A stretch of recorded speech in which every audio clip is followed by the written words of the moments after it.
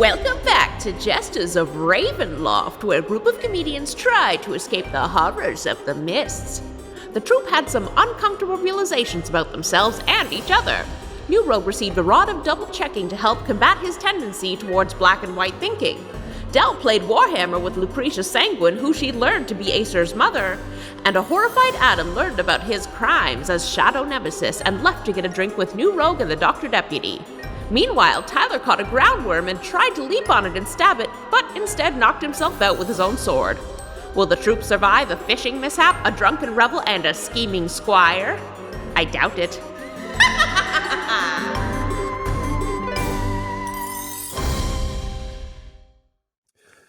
The incredible sketch troupe Wet Change, consisting of Adam McNamara, Guy Bradford, Tyler Hewitt, and their stage manager slash set designer slash costume designer slash resident artist slash, I think, mood stabilizer, Del Borovic, were performing at the Edinburgh Fringe Festival when they were sucked off the stage and in through the mists to a fantasy realm of Ravenloft. They are from a very similar version of our world, except Dungeons & Dragons doesn't exist, so the show doesn't get too meta. And they appeared inside a nightmarish medieval town with a bunch of ramshackle buildings, and it turned out that this place was being attacked by various monsters, evil hordes, each night that were taking turns, and our heroes had been summoned accidentally by Ezra, the god of the myth. Ezra was attempting to summon heroes and accidentally summoned comedians due to some clumsy wording, and they were left to collect a series of magical items to defeat the Dark Lord of the realm, forced to become heroes, anti-heroes, or villains along the way, depending on which party member you look at. And I would say we got 3 heroes and 1 anti-hero villain.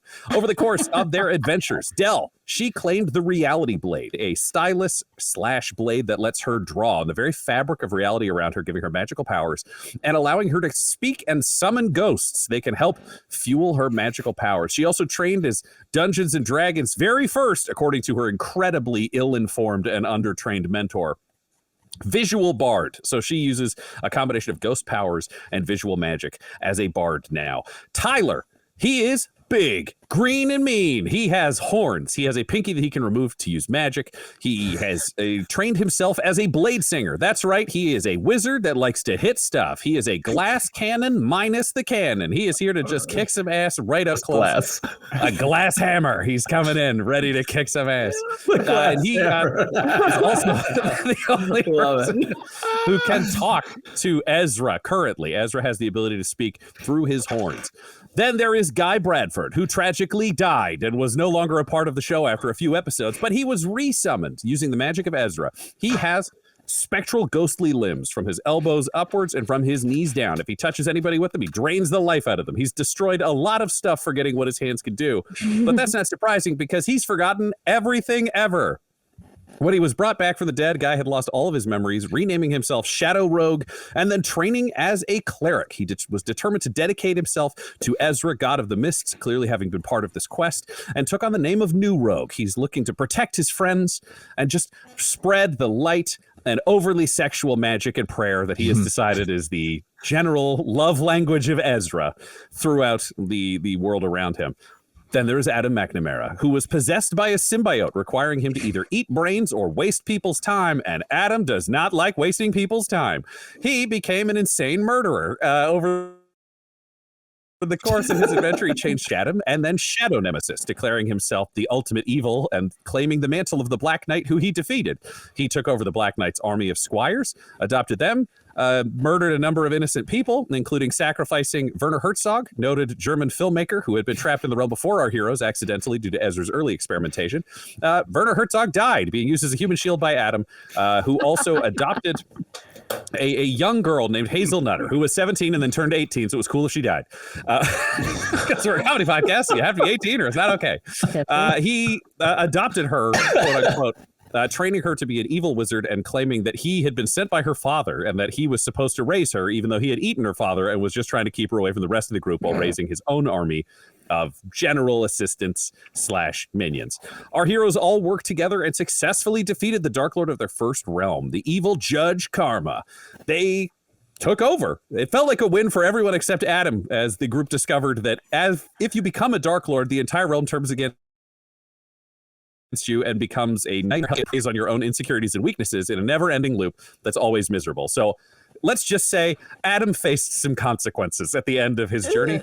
He was determined to stay and rule over the realm, and then when he realized it might go bad, he joined the rest of the group and moving on, because Ezra revealed for them to be able to get back to Earth, they actually each need to become a Dark Lord of a realm. They need to defeat a Dark Lord and then take that throne and then move onwards until they have collected enough power. So traveling through the mists alongside a couple of friends that they made along the way, there was Rumple Foreskin, a bone horse, literally a horse that has no skin and no muscles, just bone, fueled by fire, originally ridden by the Black Knight and liberated by our heroes. Rumple Foreskin became a part of the gang, journeying through the mists, hoping to find their herd of bone horses of Boleen, who are somewhere else in the mists. But for now, they just want to be recognized as a person to be part of this adventure. And Adam also had his squire, one that died, so it wasn't cursed by the realm to turn on him. Dr. Deputy, the OG, the one he ordered needlessly to its death for basically sport or entertainment or because he wasn't paying attention. And the Dr. Deputy also joined this team's quest. Traveling through this new realm, they visited a spooky forest. They visited a farm where all of them had their bodies stolen by dolls. They got their bodies back, except for Dr. Deputy, whose body was killed by Adam. And then Adam, as Shadow Nemesis, immediately blamed the god Ezra for doing it. And they continued onwards because, hey, what else are you going to do? The forest was burning down. They had a face-off with Aesir Sanguine, a terrifying demonic lord who lives in a castle in the sky, who was furious to see these heroes, led by the chosen one, New Rogue, a priest saying he's not the center of attention. We all know that's how legends start. And Aesir created doppelgangers of our 4 heroes and scattered them through the realm with lightning, specifically so that it would taint the populace so they wouldn't have a chance of being able to be heroes. Moving onwards, our heroes found themselves inside Protection Town, where they were rescued from a bunch of stitched together grotesque monsters by an army of 1950s steampunk-style robots that had flown out for Protection Town, a town that consists sadly and solely of Denton Arthur, an elderly artificer who had built these robots to protect the town and the people in it, but sadly was not able to do so in time to actually save those people. He gave our heroes a collection of new upgrades. He took care of their carriage for them. Dell had lost a finger to a magical cursed item that she had ripped off of herself. She got a prosthetic finger. He just souped things up and really helped, along with giving Dr. Deputy a robot body that the others warned him that the Dr. Deputy was going to become just a killing machine. So he included some fail safes in there that were meant to protect the overall safety of the group and actually just kind of made the robot pretty useless. They made their way forwards when they found out that the doppelgangers had started to spread throughout the realm. They had to choose between going to the deserts or going to the Barren Hills to face off against doppelgangers, and they chose the Barren Hills to go face off with Stream-labbing Tyler. They made their way towards that. They had to stay overnight. They stayed at the Nameless Graveyard, where they fought an army of gargoyles and celebrated Thanksgiving in the true spirit of Thanksgiving at a magically summoned Chuck E. Cheese. After they defeated the gargoyles, they made their way forwards. They saw the Nilbog, a weird little goblin who has been following them around, who is trying to tempt them into doing death-defying feats because all the people who die are really cool, when the mist provided and killed the Nilbog, moving our heroes forwards much more efficiently, and they discovered themselves at the site of an ambush that they had avoided due to the mist's assistance. Talking to the locals, they discovered that there is a were village, so were tigers, were bears, were wolves. This entire village is made up of were people, and originally was living on these hills, but not on the hills themselves, because there is no shrubbery, there are no trees, they're just rocks. They are barren hills, but they were living in the rootless evergreen, a tree that floats off the ground that our heroes can only see if they are not touching the ground. So jump up, you can see it, land on the ground, you can't. And they, at that time, were ground fishers. So they were fishing for what our heroes have come to learn are ground worms that dig through the dirt and come up to catch little tiny bugs. Our heroes revealed that Shadow Nemesis was a heinous murderer, and were not allowed to bring him to the village. The chat, oh, I love this. Chat gave Shadow Nemesis a bracelet that refused to allow him to lie, so Shadow Nemesis invented the most insane internal backstory I've ever heard of, and it's now canonically true. Shadow Nemesis and Adam are 2 different people that live inside Adam's body, separated by his symbiote, Shadow Master. So Shadow Nemesis went back under, forcing Adam to the surface with the distinct instruction to get rid of the bracelet, which Adam has had no interest in, but Shadow Master is trying to make happen. So Adam is once again an innocent, but he's completely unaware of the crimes or consequences that he may be facing for all of the things that have happened in the past. Our heroes met the wares. Tyler went fishing. He was bad at fishing. They got a worm anyways. Tyler tried to fight the worm, but jumped 50 feet down onto the worm and took himself out instantly. He did great damage, but goddamn, it went bad for him. Meanwhile, the rest of the group was dealing with a caravan that was coming across the hills from the spooky evil palace of Aesir Sanguine. And it turned out it was the Vistani. And there was a point where the Dr. Deputy was desperately trying to murder the leader of the Vistani, but it all turned out okay because New Rogue has been gifted a goat from the mists that New Rogue can touch that does not die. The goat's name is Jack Magnum. They did goat tricks, and it turns out that's the key to the Vistani's heart. So our heroes have been spending time at a Vistani revel.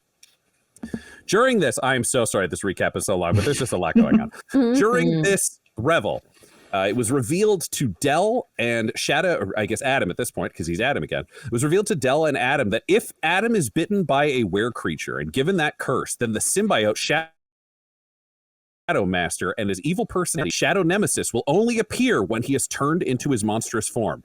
But they didn't really have an answer for that. Adam wasn't sure how evil he was. They told him and he got sad, and Del was uncomfortable with the whole thing. So Del left and then tried to do magic to see, I think, if she could run away with the Vistani, but the tricks went bad, so she felt like she couldn't, and then a succubus approached her to try to engage in some kind of romantic liaison. There was a confusion about what the real world meant, so the succubus feels like Del fooled her and sent her away, which meant Del is now looking for Rumpleforeskin. Oh yeah, the Dr. Deputy's robot exploded and Del cut off Rumpleforeskin's leg during that time. Rumpleforeskin's the name of the horse. I didn't pick that one. It's just become the most significant character in this whole goddamn story. Yeah. And Rumpleforeskin was at the bar looking kind of happy, so Del didn't want to approach. New Rogue has been talking to a local cleric of Are You Kidding Me? The goddess of sarcasm. And then they talked to Dr. Deputy and revealed that Adam was not the Black Knight anymore and Shadow Nemesis was not there. And that's totally cool. And Dr. Deputy definitely believed them and said, okay, yeah, I don't need a Dark Knight. And that's the recap, I think. Yeah. Good job. Tyler, you awaken to a hazy world around you. You feel the earth shifting beneath you. Can you roll me a perception? 6 + 4 for 10 perception. It feels almost Actually, like you are... Am I still exhausted? Do I? You bet your ass. So at disadvantage, we'll take the 10. A 10 perception. Dead and exhausted. Wow. Yeah. You find Even in yourself... heaven. You find yourself coming to and coming back to consciousness, feeling almost like you are riding a thick carpet that is being dragged along an uneven ground. And you can feel a person leaning over you, pouring a liquid into your mouth. What do you do? Probably choke. Probably just cough at whatever's being poured in my throat. Yeah. Okay. You do that. I'll allow you to choke. You don't have to roll for that. When you open your eyes, you see that you are coughing out a healing potion. So you will be healed for 5 health points, but cough out the second half of the potion that you would have been downing. Perfect. 5 health points. Okay. Yeah. And when you look up... Sorry, go for it. Nope, just gonna play up the bit of choking on a health potion some more. Let's move it along. You know, I could do this all night, so that's fine. Choke some more. Keep choking. And as you continue to choke, to the point where someone else might think it was a bit, but we know it's really just real choking, you look up and see the most beautiful demonic woman you have ever seen kneeling over you. And as you look around, you realize that the air is hazy around you. This is not just a typical version of the normal world. At a quick glance, you can see that beneath you is half of the corpse of a groundworm that has been cut open. And you can see, as you look behind you, just glancing out of the corner of your eye, you can see Midas Fern dragging 2 halves of a groundworm, both of them nearly 15 feet long, with you laid out on one of them. But it looks like you were seeing them through water, through a hazy pane of glass. Things have shifted somewhat. And the sound is different. It's more echoey. It's more distant. It's as though you are somewhat further from the world, even though you can see that it is immediately around you. But as you look up, you see just this perfectly beautiful demonic being. For you, we've established that from the outside, the image of Lucretia is constantly shifting. It's constantly shifting into all the different versions of beauty that you can imagine. But from your perspective, each one of these is what she has always looked like. Right, yeah. Yeah. And she looks down at you and says, "Oh, finally, I was worried that I'd lost you." Oh, and I'm, wiping healing potion from my mouth, kind of sit up. And I say, if I see this, absolutely stunning creature leaning over me, do I make the connection that I have seen her a ways away with Shadow Nemesis? Roll me a wisdom saving throw. Protection Town. Or if you want a history, I would allow either because you're a pretty smart person. Okay. Saving throw at disadvantage. We had a nat 20, and then this was a 3 plus. Technically, a saving throw is not an ability check, so this would not be at disadvantage. Honestly, the first roll was the nat 20. Great. You'd recognize her immediately. I also believe that you would be very capable of that. It's not often you see this perfectly, strikingly beautiful a demoness in the world. Yeah. Okay, so that kind of colors things a little bit. I'll say thank you. Why did you save me? Because sometimes just the game, I'm forced to play it because of what I do, and I don't want to anymore. Sometimes you just get played out. Sometimes you get let down by the one you've been hoping for. Sometimes love isn't real. I'm not sure I understand. What part do I have to play in any of that? Do you have children, Tyler? No. Do you want to? I don't know, maybe. I was born to be a mother, to bring love and life into this world, and I just... Normally there's so much seduction, it's exhausting, and I've tried, and I've been sold out by the one that I thought could really work. So, let's end all the games. This doesn't need to be a romance, it doesn't even need to be a physical thing. If you agree, I'll have the child I want. You don't need to be any part of that, and in return, I'll give you a Nintendo Switch that functions in Ravenloft. It won't have any social chats, but you'll be able to play as many video games as you please. And then I can leave. No. Sorry, no. Why not? I know you want one. Yeah, that would be cool, but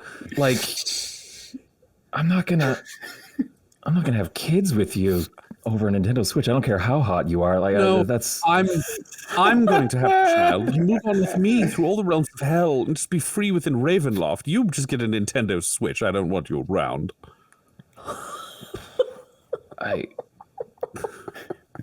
Lady, there's got to be a better way for you to go about this. What's your name? Who are you? Lucretia. Sanguine. Yeah. Yes. Shadow Nemesis mentioned you. You are somehow, I guess, related everyone to Aesir. just brings him up. You have one fling with one psychopathic nightmare, and all of a sudden, everyone thinks you're attached. Well, he couldn't give you kids then? Seemed like you were kind of doing it the old-fashioned way to get kids. I make different bargains with different people.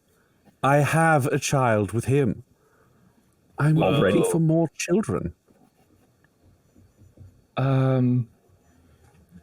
You have a child with him? Yes. It's been 2 days. Tyler, I just said that I can give you a Nintendo Switch and magically I would have a child with you. It's gonna happen. Well, can you send me and my friends home? I'll make that deal. Can you send me and my friends back to where we came from before we ever came to Ravenloft, before any of this ever happened? What can you offer me in exchange for the tremendous power that would require? I'm assuming you want that kid. Or is there something else that you want? I don't know. It's an exchange of souls to do something so great. After all, there are so many watchers and guardians locking this place down. I was trying to do something relatively simple, but if you're trying to get out of here, I could look into the economy of it if you'd like. What? Why do you want to have babies? Why not go back and have another child with Shadow Nemesis? He was bragging about it. He would definitely do it again. He's not even here anymore. Oh, I have to he's tell not the here truth. anymore. What do you mean? Oh, he's I'm not going to run away. After your cursed truth bracelet, he gave up the ghost. He's fled back into himself. He's not even here. It's just Adam now. If he can't Adam, like embrace our his Adam own... is like out there walking around?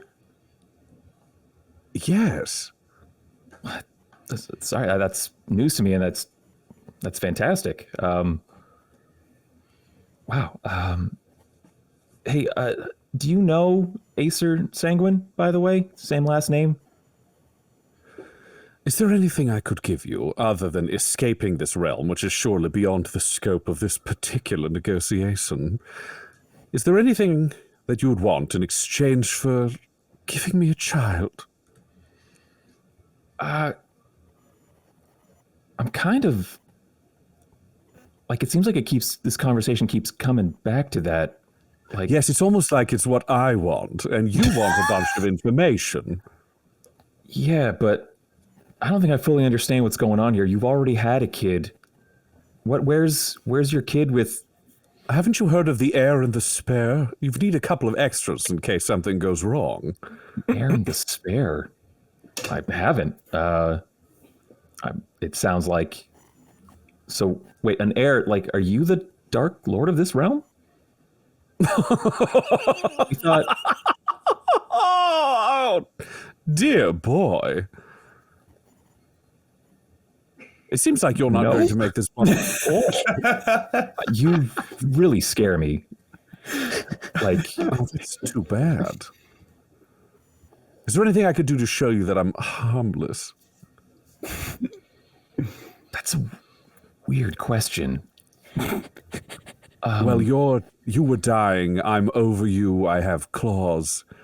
You know, it's a weird time. We're riding a dead worm inside the ethereal plane. Are you saying you could just kill me again right now? Is that what you were just implying, or? I mean, that's just the truth, darling. It's not something I'm saying I'm going to do.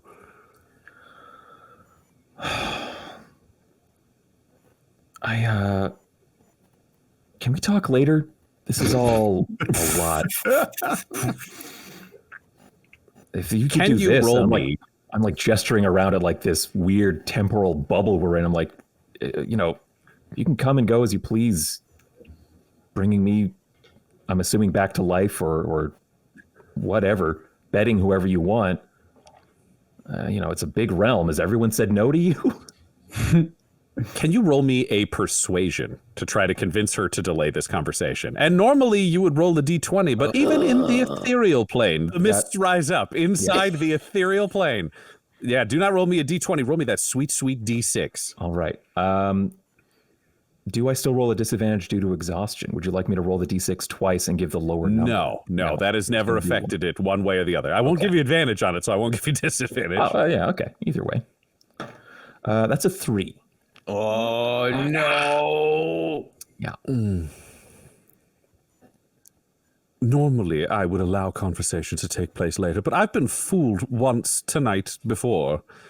Is there something you want, or are we done? I don't think I can make a deal with you, Lucretia. I'm sorry. I just don't know enough. If it's this or we never speak again, then I'm sorry. That's a lot. That's too intense. I'm gonna have to go with we don't talk again. How tragic, darling. How absolutely tragic. I mean, don't get me wrong. I'm And grateful. she reaches for the, down. Oh, She reaches down to her waist and draws out a dagger and says, I guess we're done. whoa, hey, whoa, And she wait. drives it into your chest. Oh, And God. You're out. Yeah. Meanwhile, back at the Vistani caravan, Del, you are hunting for Rumple Foreskin. Yeah. Sorry, Laura, did you say something? Laura laughed. I think I heard Laura laughing very, okay. very hard at me getting stabbed. Ah! That's correct. Del, you were looking for Rumple Foreskin. The last time you saw them was at the beer tent. Is there some way? Would you go straight there? Or what's your plan? I'm going straight there. I'm in a panic shuffle. I'm just running back to the last place I saw them. Okay, you do that. Can you roll me a perception? Sure. It is 14. 14. When you get to the beer tent, you see that Rumpleforeskin is not present. However, along the way, you have spotted that there are a number of people that have moved to the edges of camp and are looking up at the rather beautiful stars that are on display in the sky. So there's a chance that Rumpleforeskin has headed out in that direction. Okay, if that's my first impulse, it's like into the beer tent, flap it open, look around, and then turn on a heel and running back the other way. Just, I feel terrible after everything that just happened.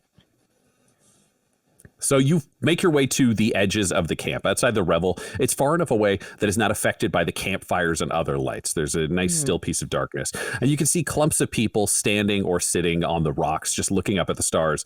And you see a bone horse that is hobbled towards the edge of this crowd on 3 legs that is looking out rather than up. I run up alongside Rumpleforeskin, like to their shoulder, and just, hey, Rumpleforeskin, I saw you. Oh, I saw you were hey. drinking earlier. You having a good time? I mean, I didn't want anybody else to have a bad time, so I just kind of like stood there and played along, you know. Oh, are you having a bad time? Yeah, it's not a great day. I mean, you know, it seems like things are really going on with Shadow Nemesis, and then all these people showed up, and you know, my leg, and that wasn't great. So you know, it's not the best day. New Rogue promised me that he was getting me a prosthetic, so I'm hoping that shows up. Yeah. I'm hoping that shows up too. I can check in with him. I just want to make sure you're okay. Yeah, I mean, are you okay? I'm good. I lie. Can you roll me a deception? Yeah. Do you feel like this is at disadvantage? It feels like it is based on the performance, but I'm not going to force it on you if you don't think it. I can try it. Okay. Well, Oh, wow. Well then. It was a good roll, and now it's a nat 1. Oh, Which means no. the ghost things also Those happen. things So let's also see. happen, right. Let's see what happens with the ghosts. Cool. I just have disadvantage on my next roll because the ghosts are popping out to bother me. I really thought that based on what you were saying, you were okay. But I'm not always the best at reading people, and it seems like you're not okay. I'm like swatting. I'm swatting ghosts that are trying to invisible ghosts. What if you just kill Adam? And then there's just a bunch of other ghosts coming in, just making random threats. It's to the point where it's not just Werner Herzog. You have dozens of ghosts just swooping in with random last requests. Some of them brutal, some of them passing on messages. It's nearly deafening. Yeah, this is a bad, weird night. Sorry, ghosts are suddenly bothering me now too. I figured I wanted to talk to you. Now I've made it weird because I'm sorry. Your night's bad. I didn't want to make it worse by telling you my bad night. Oh, this is. I mean, it seems like you're really like having a time, and like, is it because of the leg or is it because of other things? There's other stuff, and I feel very bad about your leg. I really hope New Rogue gets back. I can check on what New Rogue's doing now. Well, I mean, I just got to ask, like, did you cut off my leg on purpose? Whoa, no, I did. I was worried about you getting blowed up, and I tried to get you free from getting blowed up, and I really thought I had a good shot, but I am so sorry. Oh, no, I just wanted to check because you seem really bothered by it. But like we talked about the fact that being a person means you don't have to be perfect. So if you were trying to save me and then my leg got cut off, but I'm still alive, then you saved me. And it may not have been perfect, but that just makes you a person too, right? Maybe you should show yourself the same consideration and empathy that you show me.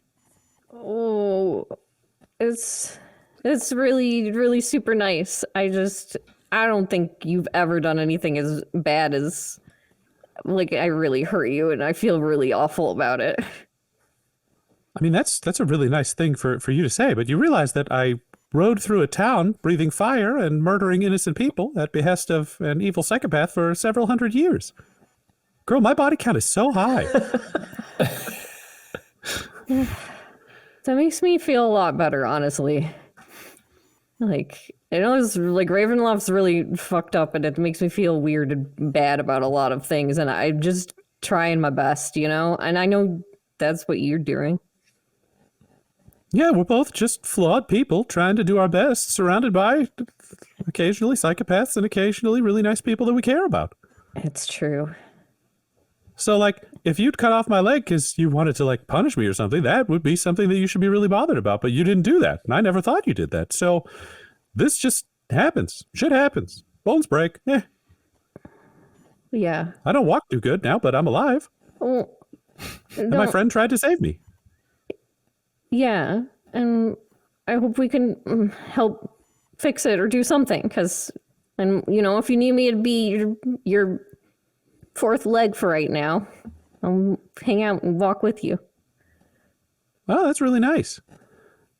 I do have to ask, though, like, what else is going on that you're worried about? Because that tends to involve, like, hidden murders or people going crazy or monsters attacking. Well, besides the whole Shadow Nemesis thing, which is its own bag of garbage, I mean, me and you and Tyler should talk about it later. But a demon lady hit on me. I don't know. I think I fucked it up. I don't know. Well, did you want her to keep hitting on you? I know I shouldn't, but it was intense. So, yeah? I don't know. There's so many ghosts right now. But Del, are you trying to tell the truth, or are you trying to obfuscate, or what is your goal in this conversation? I internally don't know the answer to this one.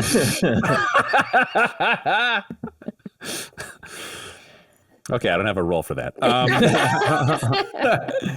I am personally torn. This is the real feels. So you're still trying to figure that out, which is reasonable. Well, did you think, like, the demon was, like, super scary? Or is this, like, are you looking for a relationship right now? Like, or is it just you found somebody, there's chemistry, and you're not sure what's going to happen? Like, I don't know your dating history or anything. Yeah. I mean, I haven't been looking for somebody, but you never know when the right person will come by. But pretty much probably not a demon person from Ravenloft. But, I mean, you know, everybody's kind of weird and spooky here. So yeah, I mean, I'm a skeletal horse that breathes fire, so I'm not going to judge somebody just because they look like a demon. Yeah, and you're the coolest, so it's just, you know, so.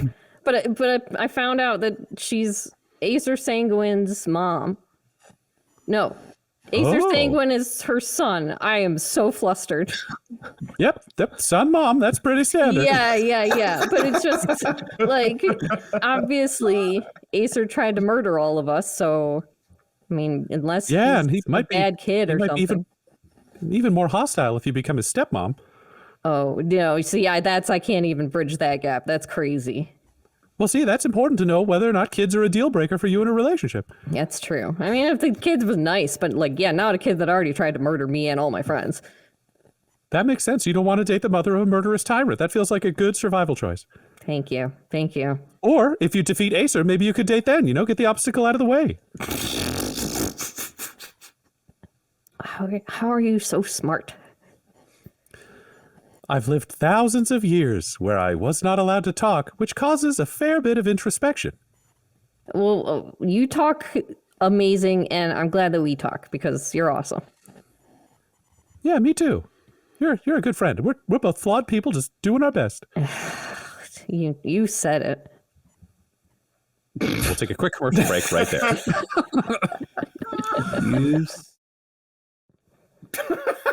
I love it. Oh. Jack Magnan's a little freak.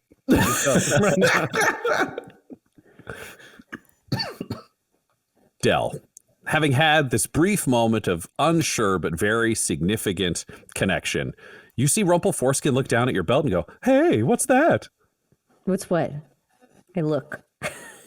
And you see the mists swirling away from you, and on your belt, you see a small leather pouch that is now hooked up to your belt. Oh, It's about the size of a fist. That's new. Okay, you stay there. I'm gonna go back some paces just in case. I'm gonna walk away from all the How people. far away are you going? Like 10 feet. Okay. And you go 10 feet away. Yeah, and then I'm gonna slowly look in it. Open bag. When you look inside, can you roll me 3d4? Okay. 4, 2, 1, 7. Inside this heavy bag are 7 beans. They are dried. They are sitting inside this bag. It weighs about 3.5 pounds in your hand. What? Those are some heavy beans. Yeah. Wow. Can you roll me either an Arcana or a Perception? Yeah. To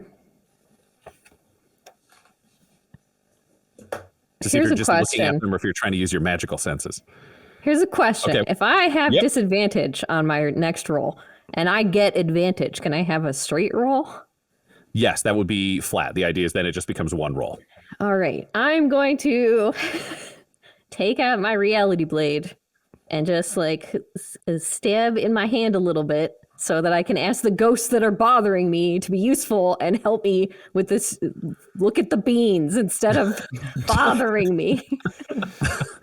Your blood sacrifice calms the ghosts enough that you no longer have disadvantage, so you can just roll.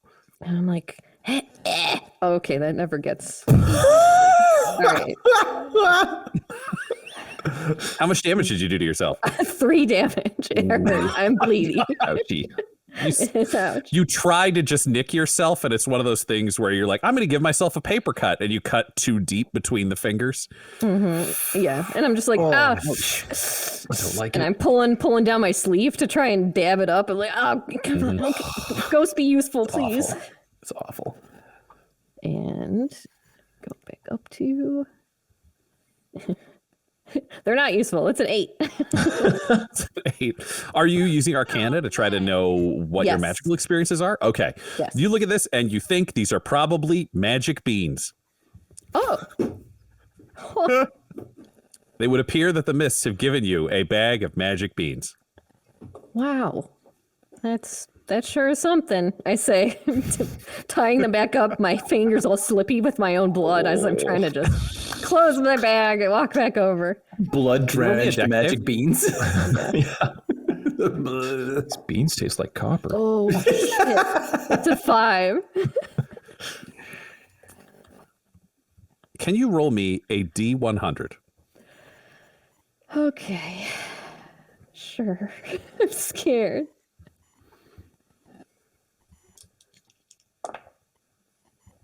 Is the 0 on the 10s 100 or nothing? It means if you roll 0 the whole way across, that's the equivalent of 100. Otherwise, it just means whatever your ones are becomes that number. Yes, like, so I rolled, 1 to 10. yes, okay. So I rolled a 3. You roll a 3. So your hand is dripping blood, and as you go to tie up the magic bean bag, you see a drop of blood go in and hit one of these beans. And you can see magic shimmering across it as that happens. What do you do? Oh no. I'm trying to dump out without getting more blood on the rest of the beans. Now it's me. Just bean shenanigans here out here. Roll me a sleight of hand. Okay. I would normally say it's just one, but it's clearly 2 hands doing this time. That's true. I'll give you advantage for the second hand. Oh, thank you. Sleight of hand. It's an 18. It's an 18. All right. You successfully fish the one bean out using your other hand and keeping your bloody hand away from the interior of the bag and drop it on the ground. The moment it hits the ground, you see it start to flash red and you instinctively just kick dirt over it. Do you move away? What's your plan right now? I'm running back away towards Ruffleforeskin. Hey, what's going on? It's beans, and then I bled on the beans, and then the bean turned red, and I ran away. Oh, so they're color changing beans? I don't know what it did. I think they're magic, but I don't know what kind of magic. Oh, you don't. That's really interesting. And as Rumbleforskin says, that's really interesting. A geyser erupts out of the ground where you planted that bean, spraying berry juice in all directions. It's hosing up nearly 20 feet in the air, a la an oil field where they strike it rich in a cartoon. You are seeing that, but it is a deep grape juice, a deeply purple grape juice that is just spraying into the night out of this geyser in the ground. Ooh, Oh, wow. yeah. Okay. Well, I feel like I need to stop touching anything or doing anything. I just feel like and a whole crowd starts to come over looking at this. They're like, is that you? You make this happen? berry juice surprise. Wow. Hey, Mitch Robley, you got to see this. Another person comes over and they just start calling out names, and you realize there are so many people with fun names hidden among the Vistani. You hear here we go. a call out for Sneezy Anus. Oh. And Jimothy James Jornathan comes out to see all of the berry juice. And they're like, oh, you got to see this. Come on over, Master Bateswell of the Bateswell estate. And Master Bateswell comes over to see this truly majestic sight. And don't forget Jack Hughes. He's great. Bring him over, Jack Hughes. And Jack dashes over, and they all love this. And normally I wouldn't have enough time, but this is actually going to take 10 minutes. Rolled really high on this. Oh. What about? Oh, we gotta find him. Where's Kelsey Grammer? Where's Kelsey Grammer? And they go hunt around, and you have a brief moment of thinking that, real world celebrity Kelsey Grammer is gonna show up. And then it's a fairy who just flies out of a tent. It's like, I'm Kelsey Grammer, and flies over and circles around, just enjoying this majestic sight. And then, wait, we can't forget Mr. Awesome, the incredibly fantastic. And at that, just the most normal looking person you've ever seen walks up like, hello, and they just join the crowd. And everybody's bringing out cups, and they're just catching geysers of this berry juice. Like, can we drink it, or are we gonna die? I don't want to die, or alongside. Well, if I have to, I hope it's alongside Mr. Awesome, the incredibly fantastic, and Kelsey Grammer. A cavalcade of crazy characters. Oh my god! Befriend all of them and bring them on our journey. Man, these Vistani. It's kind of a mist's gift. So I hope it's okay. I haven't tried it. I don't know. Don't take my word for it. It's up to you. Sneezy Anus tries a cupful and doesn't seem to fall down. And then Master Bateswell of the Bateswell estates tries it, and it seems to be good. And soon they're all just quaffing berry juice and saying, Tadell, and Kelsey Grammer. And they laugh, and it's a real journey. Dell, are you going to try any of the berry juice? I look at Rumpleforeskin. Do you want any of that, or do you want to just go back to the booze tent? I'm fine to go back to the booze tent. I mean, Yeah, I know what I'm getting there. I don't. This is I don't. grape juice out of the ground. Yeah, no, this is so weird. The fact that they're into this is so weird. But let's get moving. And you both turn and move away from the berrylicious revel that is taking place for 10 minutes outside camp as grape juice sprays all over everything.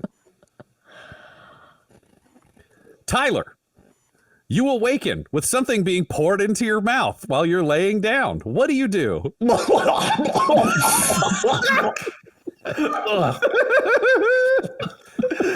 You cough out half of the healing potion, but you receive 6 points in healing, bringing you back up from 0.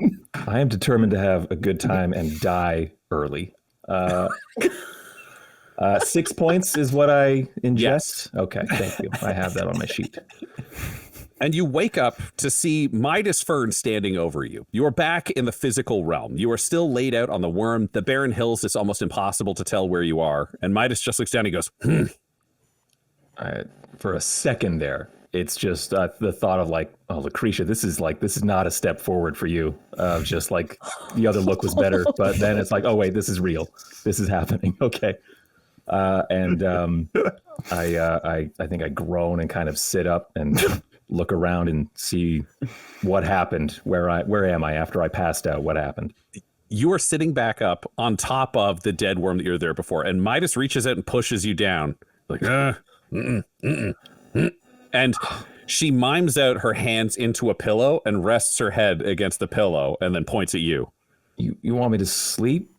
Right now?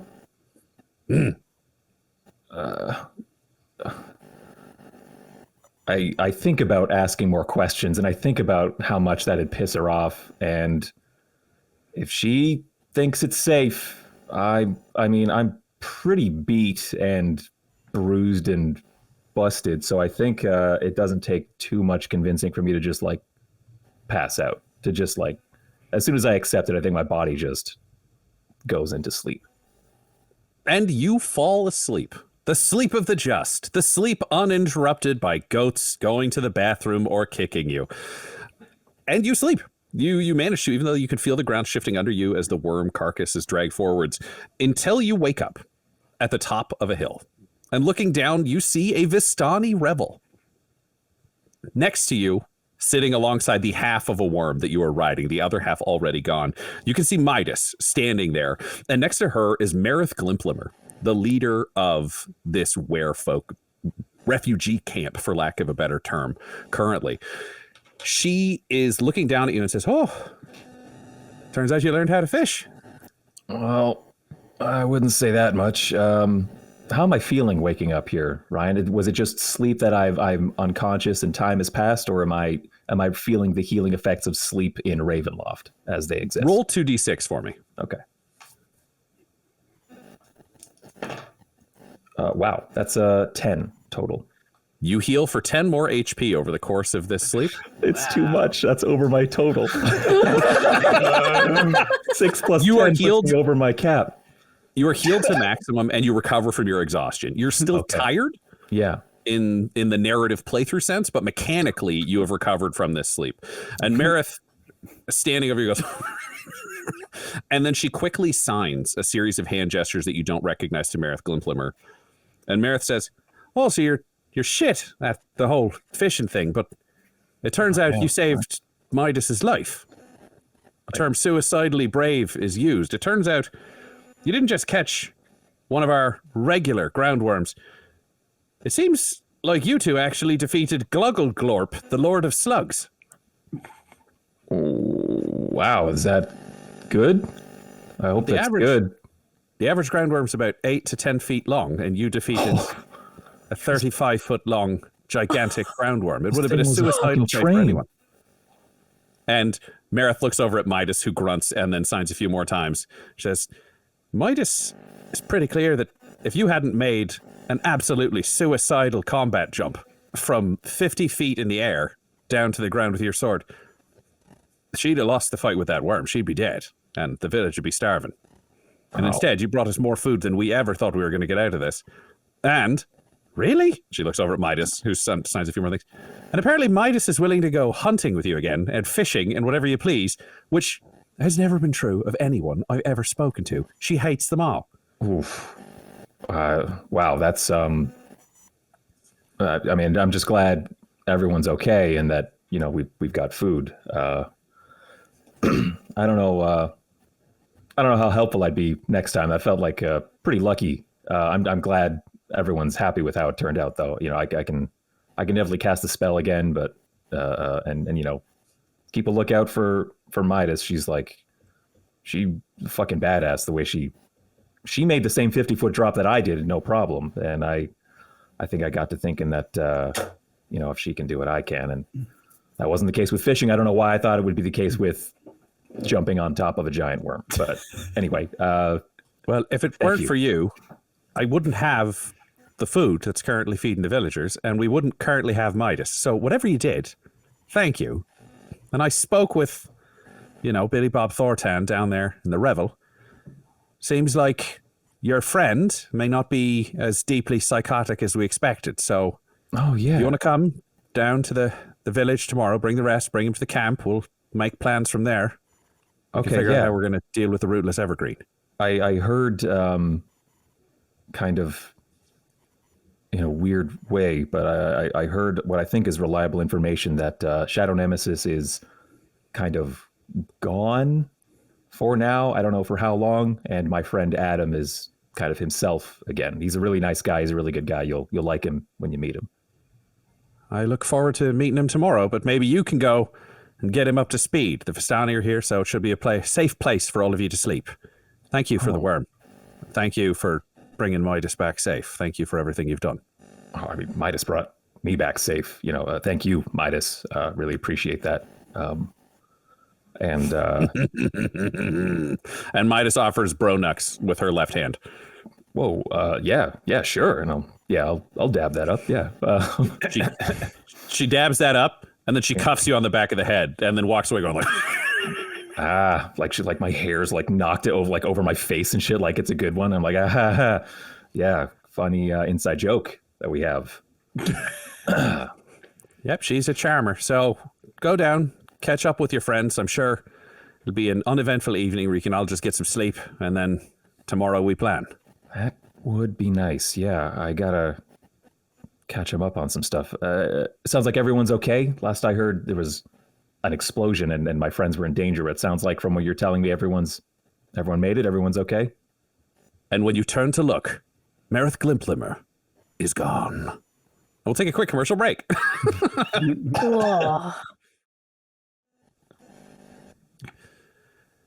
Inside the beer tent, Adam, you and New Rogue and Dr. Deputy have officially been hanging out just as friends. Dr. Deputy agreed. Nobody's anybody's dad. It's just friends sitting at a table trying to figure out what's going on. You've been told some pretty terrible things, and you've been sitting at this bar drinking the darkest ale that is available. What is going through your head? What are you talking to your friends about? How many ales have I had? Just how hard one? Are you going? Would you say, are you going light? Are you going medium? Are you going hard? Oh, I think this is a hard situation. That's what I think. Roll me 2d6. 2d6. Oh man, 2d20s. 40 beers. 12. Oh shit! Over 2 hours. It's been 2 hours. 2 Adam. hours. And 6 beers an hour. 12 beers. I would say, let's say, I'm just due to the 12. I'm going to say 3 hours. You've had 3 hours that you've been sitting here as this has been going on. Tyler has been out doing fishing. You don't know about that. Dell's been running around the camp, just having crises of faith and negotiating with demons and recovering friends. And you have been in this tent for 3 hours with the Dr. Deputy and New Rogue drinking. You have had 12 beers. I'm doing some cake stands and things like that. It's just been a party in this place.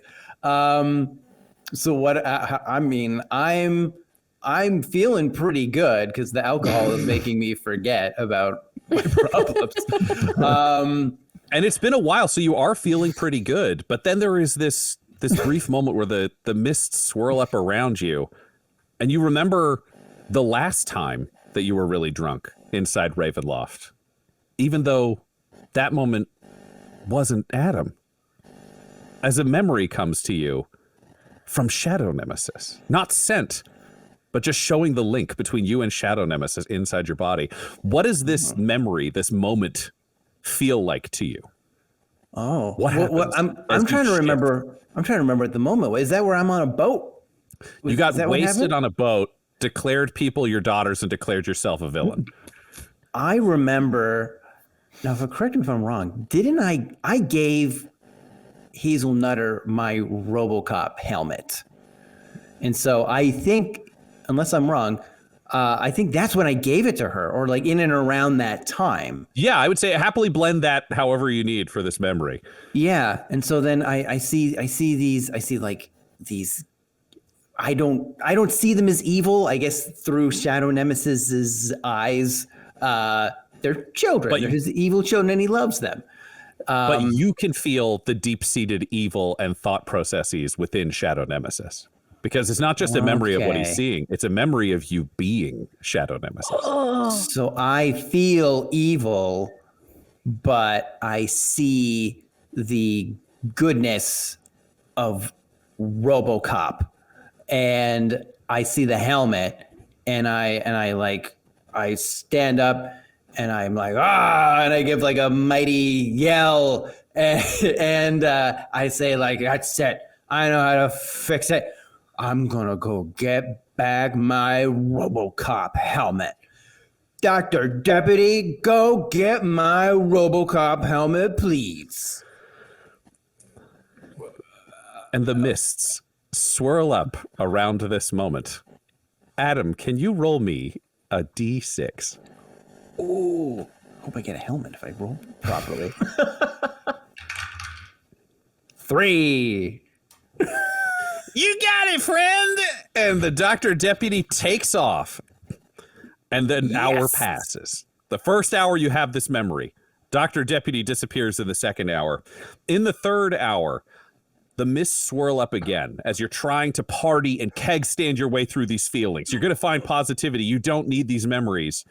And one of the darkest moments of being Shadow Nemesis, one of the most black and evil decisions that Shadow Nemesis made, surges to your mind and you relive that moment. What moment is it, and how do you feel as Adam living through it?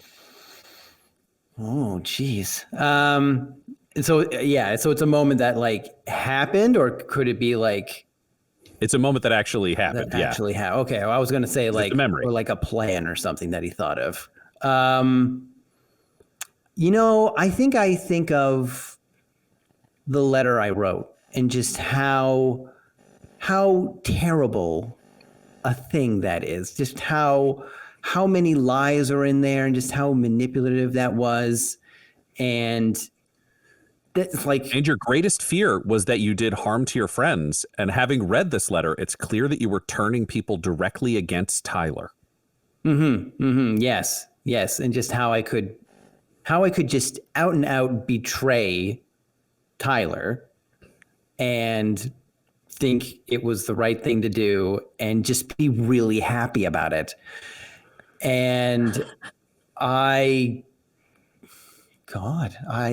think of it and I just go into a rage. And I grow 5 feet tall, and I just start smashing tables. I get my axe out, I go cheat, and I just go like, and I start smashing tables. I don't even know who I am anymore. People are freaking out and backing up. New Rogue, you are next to your friend who is actively assaulting the brew tent. Schmendrick is beyond himself, doesn't know what to do. Vistani are backing away in shock and fear. It sounds like someone needs religious guidance. What can you offer, New Rogue? Hey, buddy, calm down. Look at me. You're drinking too much squirrely drink. Don't talk to me. I'm a monster. Look at the size of me. I'm a monster, New Rogue. No, you're fine. You just gotta calm those emotions, please. Feel the calmness. It's working.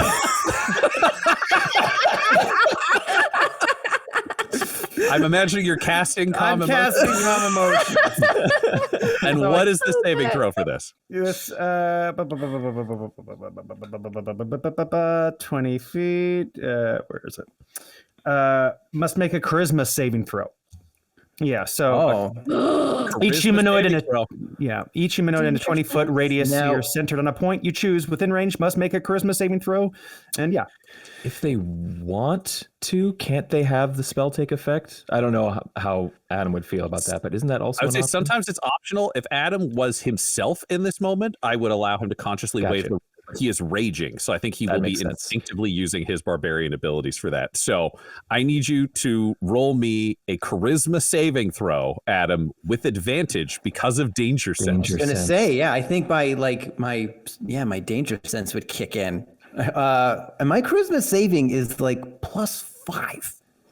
Yep. Man, okay. Well, I rolled terribly. So my best roll is therefore 13. And the spell fails to take hold. As you see, you have this moment of it starting to work, and then you realize that you're still a monster. Your friend can't convince you he's not. He doesn't know about the letter.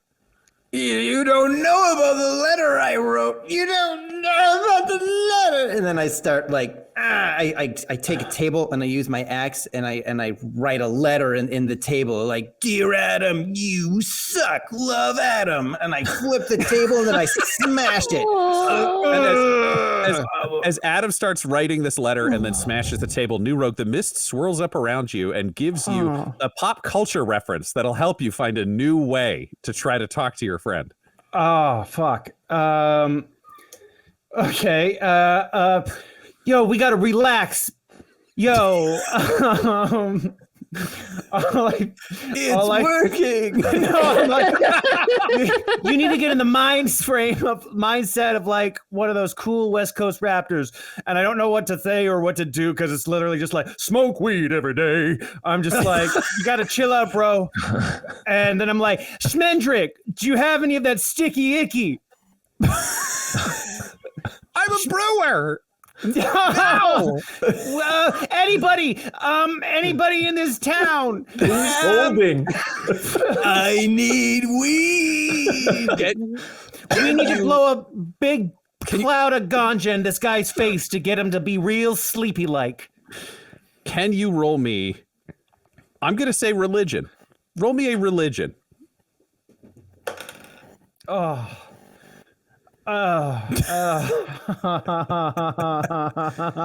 Okay, well, I get it's a 6. Someone offers you a pipe out of the crowd. It's like, here, you can have this. Does it have marijuana in it, sir? I can't hear you. He takes out an ear horn and aims it towards you. What was that? Does this have the sticky, icky marijuana chronic 420? Hell yeah, inside of it. I don't know, sure. All right, here, Adam. Hope you don't get the munchies. And I'm shaking it up. I don't know why. Shake the weed up. You know how I like it. And then I light it because I'm just thinking of like a Snoop Dogg music video I've seen, and the Nate Dogg music video or whatever. And I'm just like, here it goes. And then I just blow the pipe in his face. I'm like, and I'm trying to blow all the smoke. Can you roll me a con save? That's like, sorry to do. Oh fuck.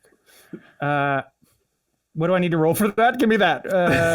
Con save is the little box above your skills. It'll have saving strength, throws. It'll be constitution. Constitution. Oh, that's it. Okay. Yeah. Oh, yeah. It's +1. Okay, great. So I can add that into mine. Great. Yeah. That is. Oh, thank goodness. I get to add also my extra ability check because of my stone of decent luck. So that's an 11. An 11. You successfully don't cough and breathe the smoke directly into Adam's face. There you go. Adam, can you roll me? Deeply. Yeah, can you roll me a con save? Oh, okay. +2 Constitution. That is 17 total. 17 total. If you had just had this smoke blown in your face, you would have resisted it. It wouldn't have caused you problems for your eye. But knowing that you breathed in, expecting that sweet, sweet, sticky, icky ganja 420, instead you get ratty pipe weed smoke. It's just burning grass and other toxins inhaled fully into your lungs. It burns. I'm sorry, pal. I'm sorry. Bad call, old man. I'm garbage. No, you're not. You're not. I know. And the mist swirls up around you, and you get another pop culture reference, New Rogue, that helps you figure out your next plan. I